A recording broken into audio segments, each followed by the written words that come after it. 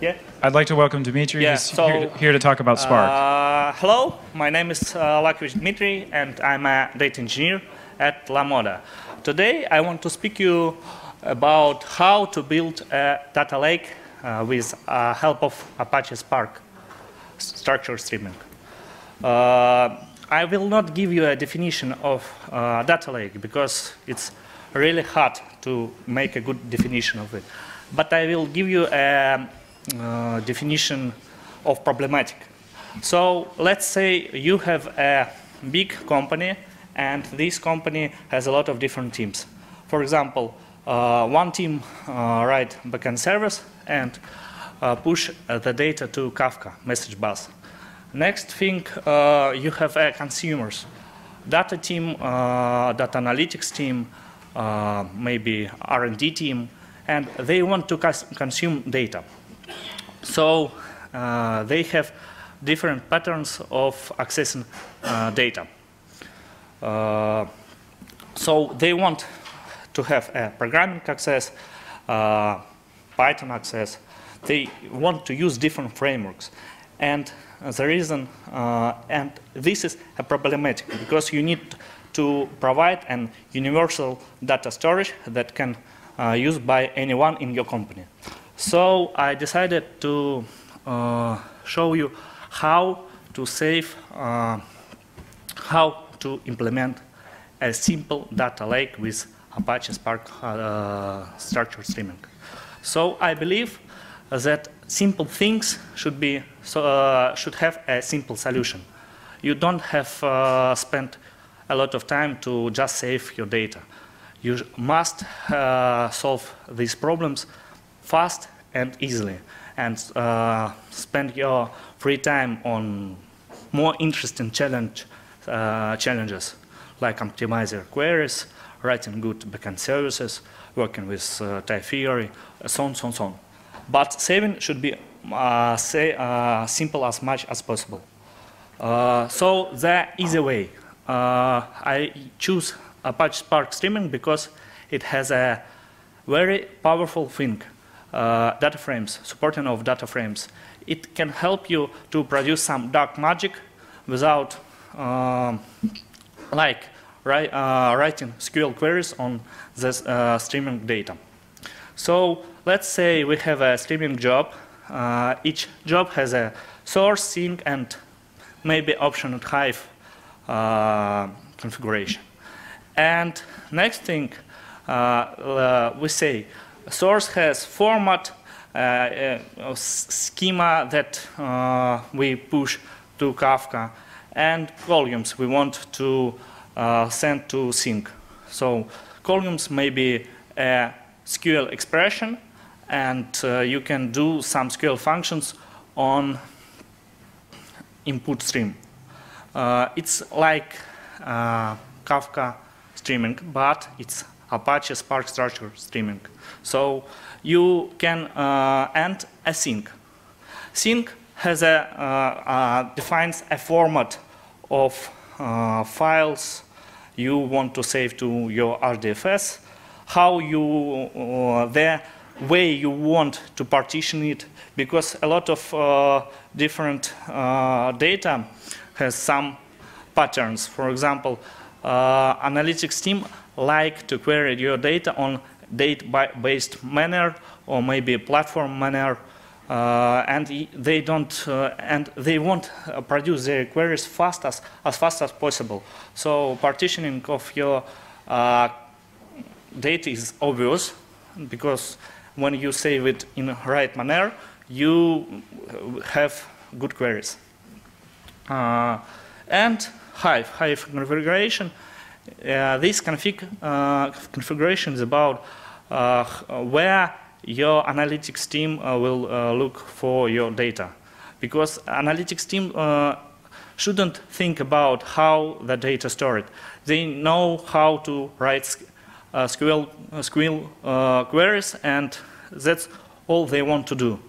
So they want to work with Hive data warehouse like standard JDBC database. That's all they want to do.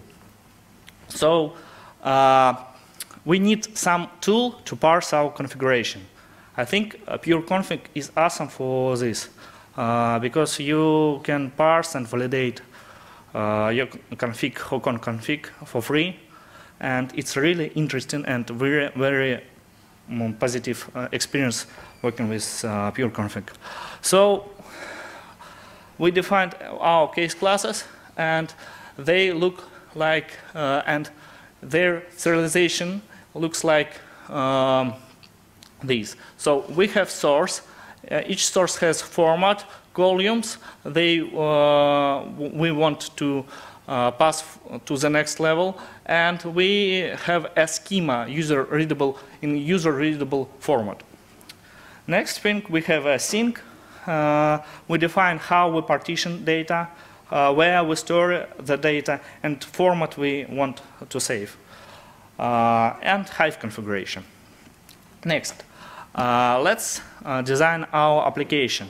So it will be not be, I think, just simple. We define an streaming application object, and internally it has a Spark context to simplify our implementation. Each streaming application has a number of functions, and two main functions is execute source. This function execute the source, and next it reads the it read from Kafka, create a temporary view, produce some SQL expressions, queries, and then save it to data frame. Next thing is a function, and here we see the dark magic of Apache Spark streaming structured. We can write SQL queries on our input source. We can do it. Here we lose our control of types, but right now we need this dark magic because it helps us to write our programs, ETL programs, in more general way, because it is much simpler to construct a SQL query, but not write a type level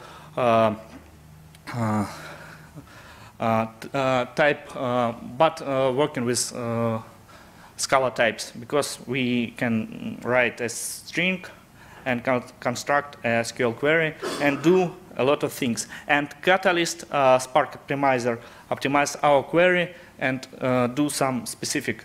In some cases, SQL is a thing that can help us to write good software. The next thing is the sync execution. So we already got the data from source, and we need to do some. We need to save it somewhere. So, and with partitioning. So sync function do this thing. It use and it defines the speed of consumption of data from Kafka and how we partition it. The other function that runs these execute functions is run. Run can be typed and untyped. I will say it next. Why? Untyped version of run. It executes the source and pass it and create a table according to the scale, and create a Hive table. Create Hive table automatically according to the schema that we have, and then it executes the source. Next thing, typed version. We still Scala programmers, and we want to work with types. So we can convert our data frame to data set. It's a typed version of data frame, and convert it using Scala programming code. So it's if in some more complex cases it's suitable, because if we need to go to ask another service about something and add some extra information, it's much easier to use Scala. Next thing, we can add listeners. We need listeners to repair our table after batch processing, because when we add some piece of data, we Hive should understand that this data exists, and we need to add some partitions, and we do it in common listener. Here is an example of Hive tool. We just call a standard Hive query and repair the table. And here we create a table if it's not exist. So we don't need to do something extra. We just need to run our job with correct config, and we have data, and analytics team, R&D team can query this data as soon as possible, because we decrease amount of time we need to deploy our solution. Because in our company we have a lot of different types of sources, and we need to check our hypothesis fast, and but you are not a person who will check hypothesis. You are a person who save the data to data lake, data warehouse, and other guys can solve their problems. So help them, because if you spend several sprints to just saving your data, it's not good. And here we create a table according to the schema we have from the source. So we create a table, and it is partitioned by the way you want. And it's cool, I think, because you can query your data. So this is how I construct the table, Hive table, and I think it's not a dramatic way, but it's a realistic way of doing things. So how we run our application? We just implement a main function or extend up trade and do stream application run, and we just need to feed our Spark application and correct application conf. That's all we have to do. So we can automate.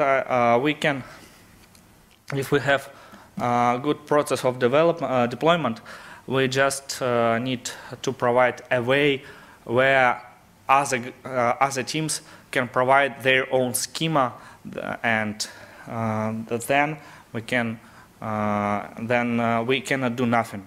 This Spark job is working, and it's very simple. And this typed example. So we just need to provide two type members and convert function. Here, I think it's just simple convert function, but it should work. Tips.